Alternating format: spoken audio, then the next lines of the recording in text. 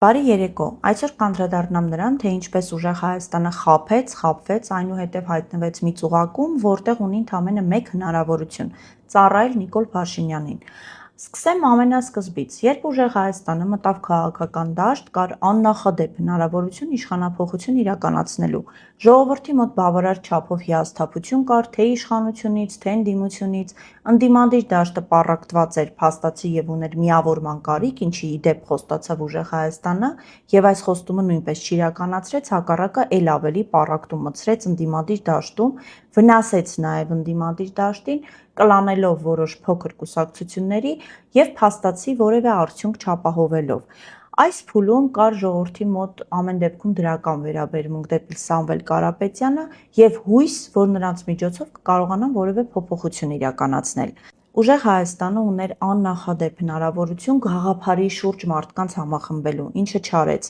Հակառակը արեց, նա սկսեց մարդկանց համախմբել ռեսուրսի, փողի շուրջ, ինչը անթույլատրելի էր այդ փուլում։ Չստացվեց նաև առաջարկել ծրագիր, որը էականորեն կտարբերվի ՔՊ-ի ծրագրից, ինչի պատճառով արդեն մարդիկ սկսեցին ուժեղ Հայաստանին ձայն տալ ոչ թե այն պատճառով, որ ցանկանում էին տեսնել այդ ուժին իշխանության, այլ քանի որ ցանկանում էին նրանց միջոցով ազատվել Նիկոլ Փաշինյանից։ Ուժեղ Հայաստանը շատ լավ հասկանում էր, որ խոստանալով իշխանափոխություն եւ Նիկոլ Փաշինյանի հեռացում կապահովի քվեներ, կստանա ձայներ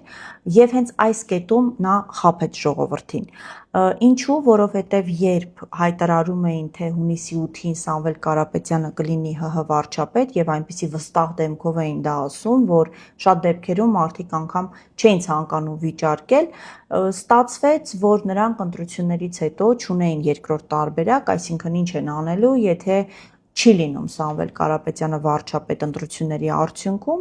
այս կետում պարզվեց, որ այս մարդիկ կամ չափից շատ անլուրջ են վերաբերվել իրենց խոստմանը, ինչը նորից խաբել է, կամ ի սկզբանե իմացել են, որ չեն գնում իշխանափոխություն իրականացնելու եւ նրանք կարիք էլ չունեին պլան B, այսպես ասած, ունենալու։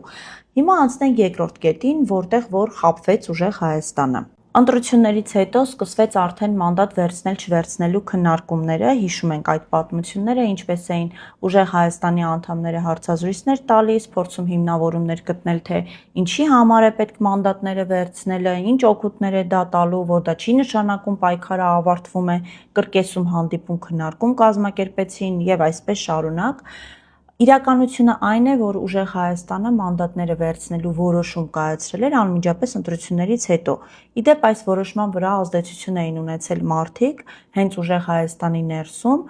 որոնցից մեկն էլ մարդ է, ով գործող սահմանադրության հեղինակներից է։ Այս կետում նրանց կամ խաբեցին, կամ նրանք շատ լավ գիտեին, որ իրենցից հասնում է լեգիտիմացնել խորհրդարանը,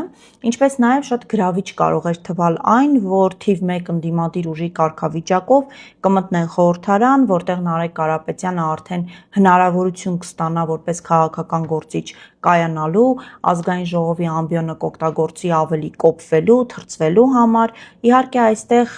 նրանց շատ խանգարեց իրենց քաղաքական անփորձությունը, որովհետև այն խոստումները եւ այն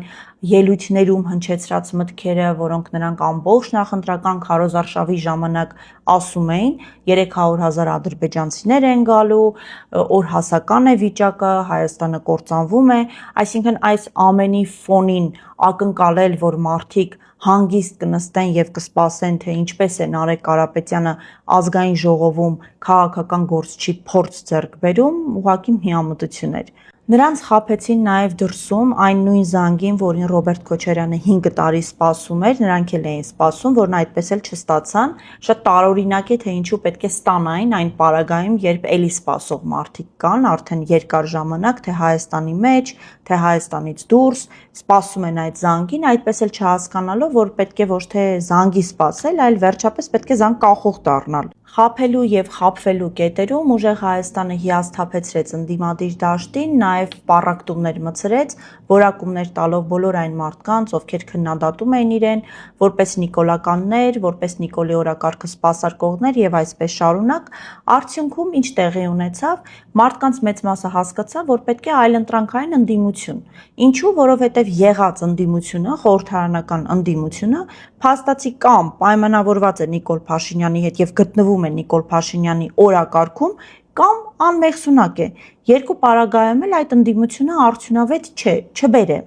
Խաբելու եւ խաբվելու փուլերից հետո ուժեղ Հայաստանը արդեն հայտնվեց ծուղակում, լեգիտիմացնելով խորհրդարանական ընտրությունները։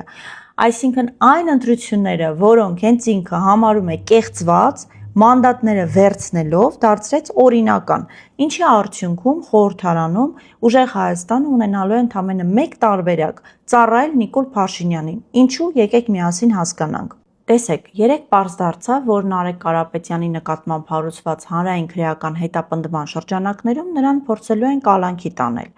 Հիմա ՔՊ-ն շատ լավ հասկանում է, որ Նարեկ Կարապետյանին կալանավորելով հանրային process չի գեներացվելու նրա շուրջ։ Ինչու, որովհետև այս ուժը կորցրել է հասարակության վստահությունը, թե նախընտրական շրջանում, թե դրանից հետո, թե նույն Գագիկ Ծառուկյանի նկատմամբ հետապնդումների հետ կապված նրանց անգործությունից, հա, այսինքն մարդիկ չկարողացան անգամ պաշտպանել իրենց ընդդիմադիր գործընկերոջը, լինելով այս պահին թիվ 1 ընդդիմադիր ուժը եւ ինչպես իրենք են հայտարարում, որ մինչ այս Նիկոլ Փաշինյանի կառավարման օրոք չի եղել այսքան ուժեղ ընդդիմություն եւ իրենց այդ հայտարարություններն ու գործողությունները չի համապատասխանում իրար։ Եթե դու ինքդ քեզ համարում ես շատ ուժեղ ընդդիմադիր ուժ եւ չես կարողանում պաշտպանել քո ընդդիմադիր գործընկերոջը, գոնե թե ինչ-որ գործողություններ իրականացնել, որից մարդիկ կենթադրեն, որ դու միտված ես նրան պաշտպանելու։ Առաջանում է հարց, թե որքանով ես դու այլևս ուժեղ։ Նրանք նաև սպառեցին այն բոլոր վստահության կրեդիտները, որոնք ունեին, խոստանալով տարբեր բանել, չկատարելով դրանք, եւ արդյունքում ՔՊ-ն շատ լավ հասկանում է, որ այնպես չէ, որ Նարեկ Կարապետյանի կալանքը հանգեցնելու է ինչ-որ փողոցային պայքարի, պահանջի նրան ազատ արձակելու եւ վարչապետ դարձնելու չի լինելու նման բան։ Իսկ եթե Նարեկ Կարապետյանի նկատմամբ քրեական հետապնդումը կալանքը չի հանգեցնելու իշխանափոխության, ինչ իմաստ ունի, թե օրինակ Նարեկ Կարապետյանը քանի օր, ամիս կամ տարի կդիմանա բանտում, երբ հայտարարում է, որ ես ուժեղ եմ, ես չեմ կոտրվելու, ես պայքարելու եմ, ում է դա հետաքրքիր, եթե այդ ամենը չի հանգեցնելու իշխանափոխության։ Ի վերջո ոչ առաջինն է, ոչ վերջինը, այսինքն այս հետապնդումները, մարդկանց բանտ գնալը, բանտում դիմանալը եւ բանտից պայքարելը աննախադեպ երևույթ չէ Հայաստանում, հետեւաբար դրանով որևէ մեկին չէ կարող ոչ զարմացնել, ոչ էլ մոտիվացնել։ Այսինքն ՔՊ-ն շատ լավ գիտակցելով, որ Նարեկ Կարապետյանը այսօր չունի այն հանրային աջակցությունը, որ նրա նկատմամբ հետապնդում իրականացնելը կարող է ինչ-որ գործընթացների հանգեցնել, Նարեկ Կարապետյանին զրկելու է նաև ազգային ժողովը որպես փորձադաշտ օգտագործելու հնարավորությունից։ Այսինքն, ինչ է ստացվում, որ ուժեղ Հայաստանը վերցնելով մանդատները չկարողացավ իրականացնել իշխանափոխություն եւ չի էլ կարողանալու, Նարեկ Կարապետյանը չի կարողանալու անգամ ազգային ժողովի ամբիոնը օգտագործել եւ որպես քաղաքական գործիչ իր կերպարը ել ավելի զարգացնել, փորձ ձեռք բերել գոնե, եւ ուժեղ Հայաստանը փաստացի այս ընտրությունների արդյունքում ուներ մեկ ֆունկցիա՝ լեգիտիմացնել ազգային ժողովը։ Իսկ արդեն հետագա գործունեությունը ուժեղ Հայաստանի, երբ առավել եւս Նարեկ Կարապետյանին կալանավորեն կամ շարունակեն նրա նկատմամբ քրեական հետապնդումը ել ավելի խորացնեն, ուժեղ Հայաստանը ստիպված է լինելու ամբողջ օրը զբաղվել Նարեկ Կարապետյանի եւ Սամվել Կարապետյանի, այսպես ասած, քրեական գործերի սպասարկմամբ։ Եվ ուժեղ Հայաստանի ֆոնին Հայաստան դաշինքը, որը իշխանության ֆավորիտ ընդդիմությունն է, շատ ավելի դրական լույսի ներքո է սկսելու ընկալվել որպես ընդդիմություն։ Սամվել Կարապետյանը կարծում էր, թե բիզնեսում ունեցած իր փորձը եւ իշխանության հետ պայմանավորվելը հնարավորություն կտա իրեն քայլ առ քայլ Նարեկ Կարապետյանին հասցնել վարչապետի պաշտոնին, ինչը տեղի չի ունենալու եւ Նիկոլ Փաշինյանը մինչեւ վերջ մսխելու է ուժեղ Հայաստանի եւ Սամվել Կարապետյանի ռեսուրսը եւ վերջում քցի կներեք այս բառի համար, բայց սա է հենց համարժեք բառը, քցի հենց այնպես, ինչպես ուժեղ Հայաստանը գցեց ժողովրդին խոստանալով իշխանափոխություն, բայց արդյունքում բացառապես լուծելով իր անձնական քաղաքական ամբիցիաների բավարարման հարցը։ Հետևաբար ուժեղ Հայաստանի պատմությունը ցույց կտա եւ օրինակ կլինի նրա, որ քաղաքականության մեջ միայն փող, նույնիսկ շատ փող ունենալը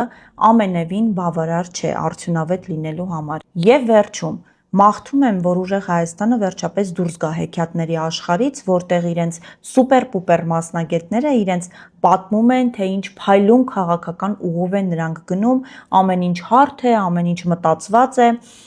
վերջապես փորձեք տեսնել իրականությունը, դուրս եկեք այդ գեղեցիկ փայլփլուն հեքիաթներից, ընկալեք, թե ինչ է կատարվում եւ հասկացեք, թե ուր եք գնում։ Այսօր այսքանը, լավ եղեք, կհանդիպենք։